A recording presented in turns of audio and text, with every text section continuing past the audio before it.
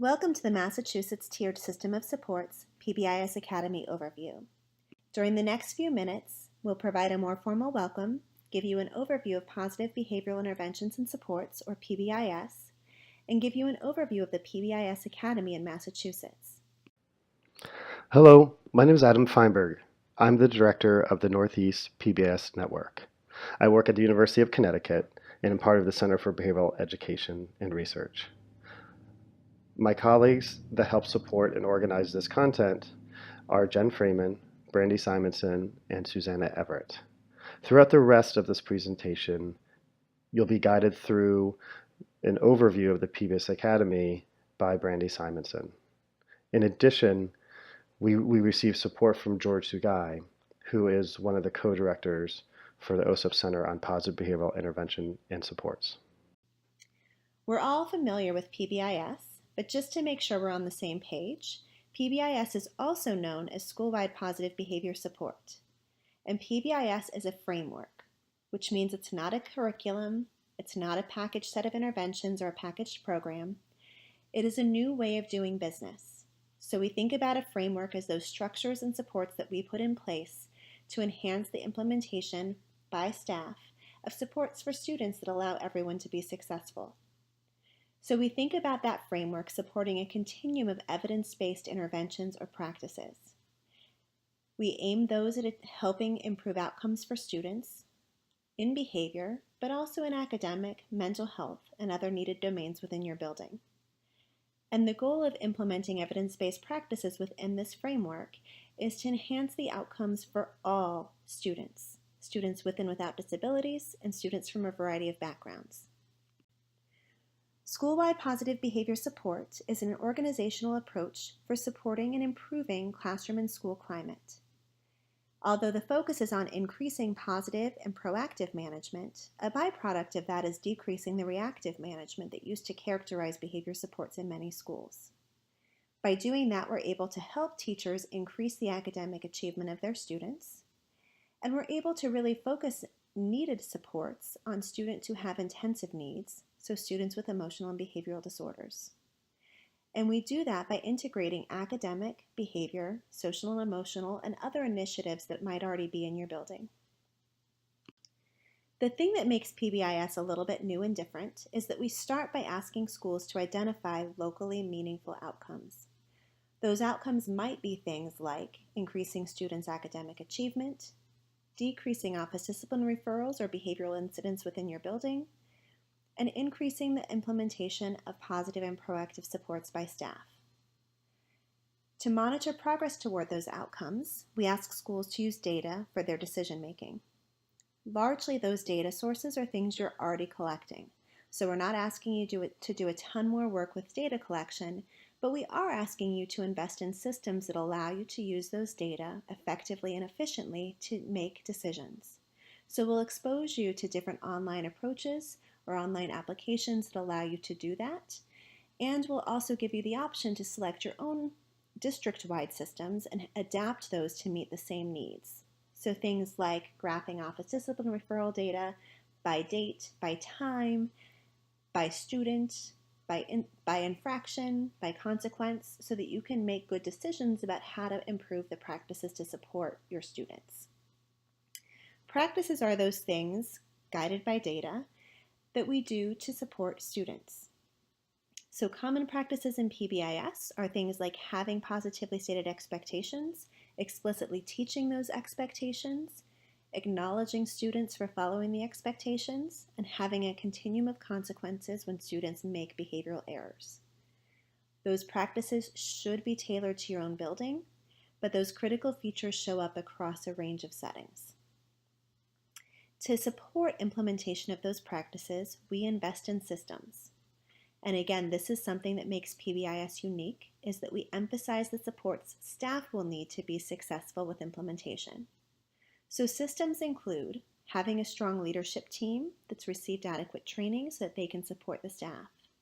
On that team, designating 1 or 2 individuals to function as coaches so they can help prompt and facilitate activities within the school building.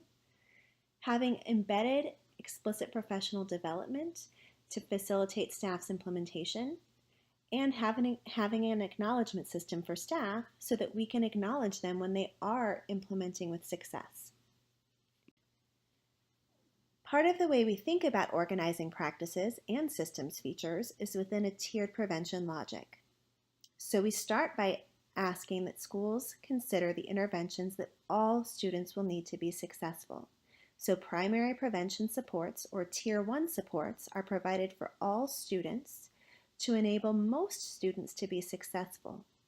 For practices, again, those supports primarily consist of establishing a small number of positively stated expectations, explicitly teaching the expectations, having a system to acknowledge students for following expectations, and providing a continuum of responses when they don't.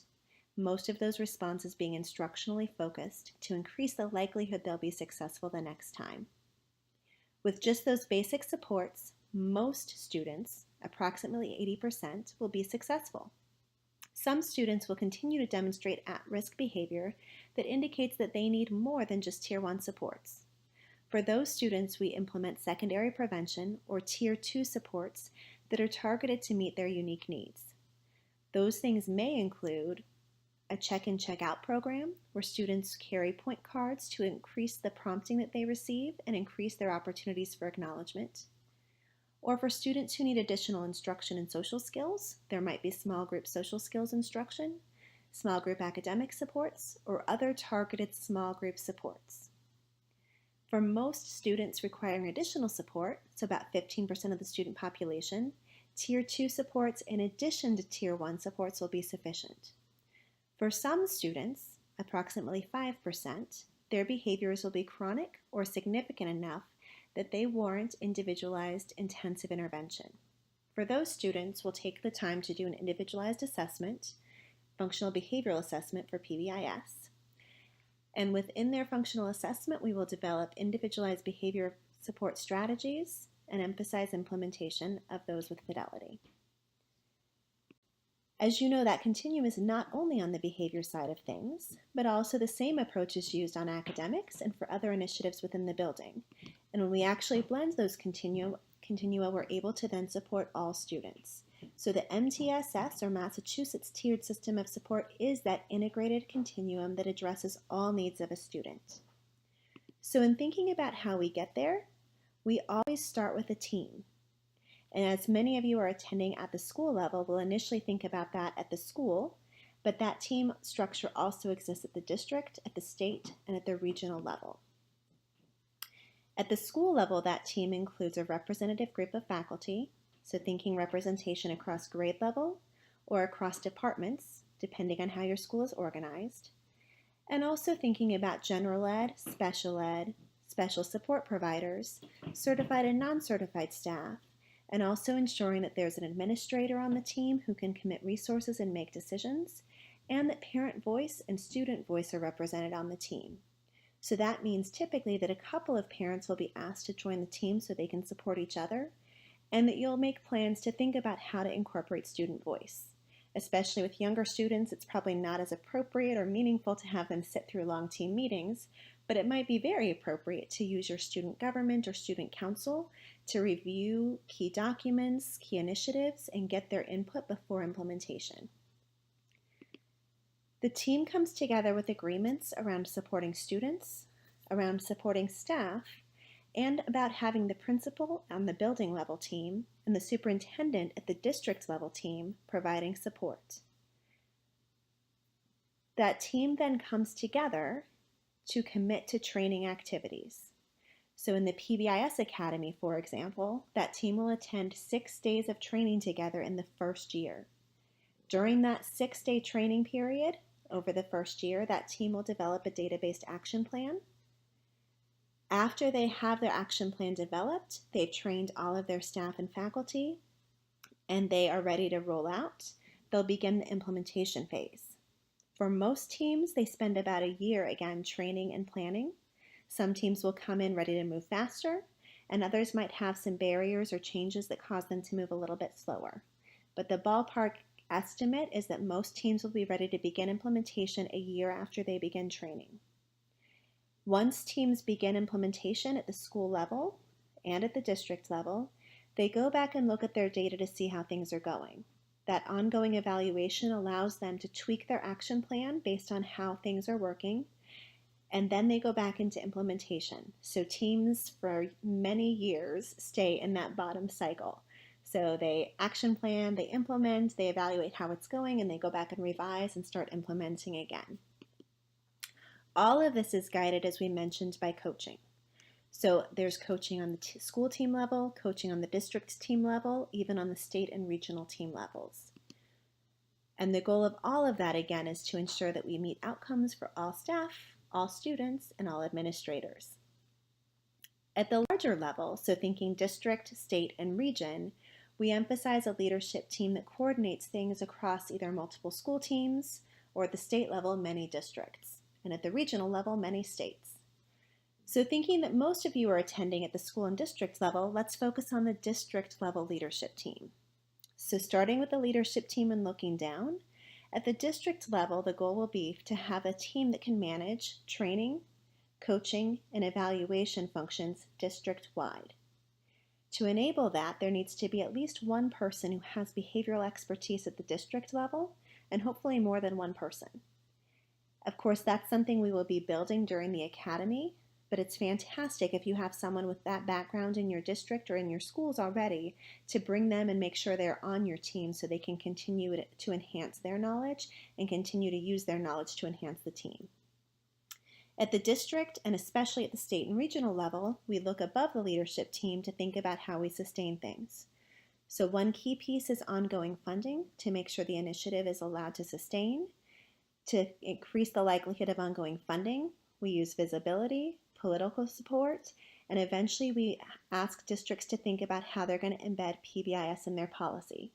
For example, districts who have been implementing for a while may change their hiring practices to emphasize PBIS knowledge. They may make sure PBIS logic shows up in their discipline policy and other key policies at the district and school level. So in thinking about where we start, obviously we don't jump in and hit the ground running with everything at once. As you know, most schools and districts go through a series of phases when they're thinking about implementing a school-wide or district-wide initiative. The first step is exploration and adoption, which is where many of you are today. The second phase is once you've decided to begin implementation, you start initial implementation. And the third and final phase is full implementation. So initially, we're just thinking about making sure that school climate is a priority at the district level, that it's a principal priority at the building level, and that within each building, the staff have given their acknowledgement that school climate is a top priority for them as well. Once you move into initial implementation, the key things are that you've established a leadership team at the school and at the district level. You've selected one or hopefully two individuals to function as coaches. You've secured staff agreement, so approximately 80% of your staff are bought into the idea of implementing PBIS school-wide. That leadership team participates in training for school and class-wide positive behavioral interventions and supports, and that leadership team goes back and takes the training back to the broader faculty. And that leadership team, in collaboration with the broader faculty, develops an action plan, including a data system to allow ongoing decision-making. After the action plan is developed, you move into full implementation where you're implementing the action items on your plan. You're using data to monitor and evaluate implementation fidelity and progress toward key outcomes.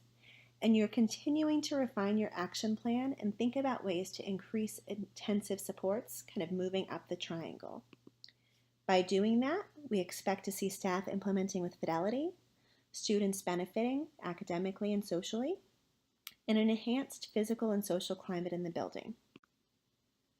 So the specific details for the Massachusetts PBIS Academy. You have access to the readiness checklist, and that'll give you a step-by-step of the things you need to have in place. Many of those steps require signatures of commitment from either the principal, the superintendent, or other key stakeholders in the building and in the district. In terms of what training actually looks like, in the first year, the school and district leadership teams come together for 6 days of team training. Again, that team is representative at the school level, including an administrator, grade level or department level representatives, support staff representatives, parent and student voice.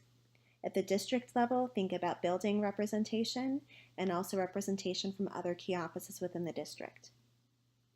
In addition to the team training, individuals designated as coaches attend 3 additional coaches meetings, and that's again 2 coaches per building and 2 coaches at the district level. To support your implementation, we are also providing 2 days of technical assistance per district. And that technical assistance might be used to support administrators, support coaching, support data, or some combination of the above. And we'll also use some of that time to monitor the fidelity of your implementation. In the second year, that team comes together again for 3 days of team training. Coaches come together for 3 days of coaches meetings, and there are again 2 days of technical assistance provided per district. In the third year, we again come together for 2 days of team training. This starts to look a little bit more like a showcase event where we learn and enhance our implementation based on what other schools have done. We again come together for coaches meetings to refine advanced implementation and advanced coaching. And schools are still offered 2 days of technical assistance per district. All of these training and coaching days are focused on Tier 1 implementation. For schools that are implementing Tier 1 with fidelity, they're offered the option to attend a parallel Tier 2 academy. As Brendy has reviewed the scope and sequence for school leadership teams and accompanying district coordinators and district team personnel, there is an additional layer specific to helping districts build capacity to implement PBS district-wide. This content targets specifically district teams, including district PBS or MTSS coordinators. So during the 6 team trainings in year 1, during 3 of those trainings, there will be brief modules presented, about 45 minutes to an hour, where specific content around district capacity building will be presented. In addition, in year 1, there will be 2 half-day district team trainings. During these trainings, it will be specific to district coordinators across the region to help build a community of practice around implementing PBS district-wide. Lastly, in year 1, each district gets 1 full day of technical assistance to help support district capacity building. In year 2, again, as in year 1, there will be 3 brief district team modules that target team training for district personnel. In addition, there will be those 2 half-day district team trainings that occur as in year 1. And as well, there will also be 1 day of technical assistance that occurs on site with the hopes of really helping the district team support their planning and the implementation of how to build sustainable PBS or MTSS framework for long-term work and implementation around database decision making. Lastly, in year 3, district teams participate in those 2 half-day district team trainings, as well as 1 full day of technical assistance for district capacity building.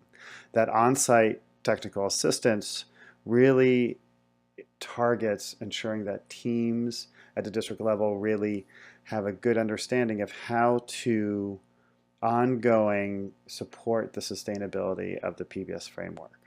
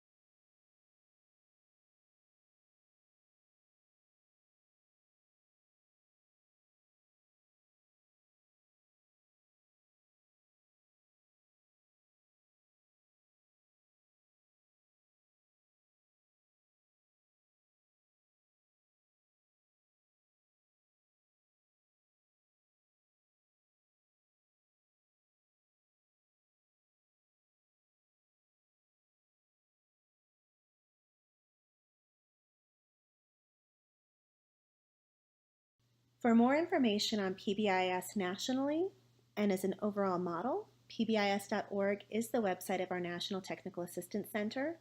Everything on that website is free and accessible to the public. The first click, if you look towards the top of the graphic, is a school click, and that contains overviews of Tier 1, Tier 2, Tier 3, and also some specific information for implementing in high schools and other settings. Our regional website, northeastpbis.org or nepbis.org, contains the relevant information specific to our region, including an overview of the materials that are used in the Academy. We do revise those every summer, so don't spend time downloading and printing things because new versions will be posted before the beginning of the next Academy, but it does give you an idea of what implementation generally looks like and what materials we use to support implementation. So the goal of the broader Academy is to create an integrated school and district initiative to create safe and supportive learning environments for all students, and to create common planning, common collaboration, and coordinated activities across the district. Thank you all for your time in listening to this webinar. And thank you, Brandy, for walking us through the Massachusetts PBIS Academy. Okay, so your next steps are to complete all the readiness requirements and make sure that they're all completed prior to the first day of training. Ideally, these will all be completed in advance of the first day. If you need extra time or extra support, feel free to reach out and contact myself, Adam Feinberg, Becca Shore, or Andrea Ricotta. And just so you have our contact information, our emails are here on this slide. Primary point of contact for the PBIS Academy should be myself, Adam Feinberg, but you can always feel free to contact Becca or Andrea at the Massachusetts Department of Elementary and Secondary Education. And just as a reminder, we do give priority to level 5 districts, level 4, and level 3 districts in that order. If you have any questions, feel free to contact us, and we look forward to your participation in this next year's Academy.